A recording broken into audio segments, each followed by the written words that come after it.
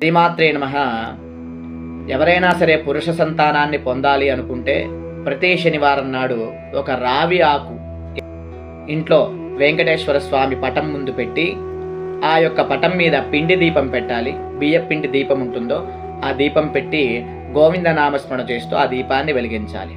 ఆ తరువాత స్వామికి తులసీ దళాలతో కానీ అక్షతలతో కానీ పువ్వులతో కానీ విష్ణు సహస్రనామ పారాయణ చేస్తూ అక్కడ ఆ పూలను సమర్పించాలి ఆ దీపానికి.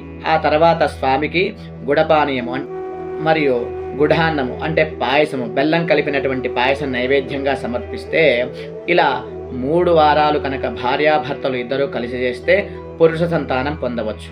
అంతేకాకుండా దానికంటే ముందు ఒక విషయం ఏమిటి అంటే, ఇదివరలో అమ్మాయిలకి అవకాశాలు లేవు కాబట్టి స్త్రీ సంతానంతో పాటు పురుష సంతానం కూడా ఉంటే బాగుండు అనుకునేవాళ్ళు.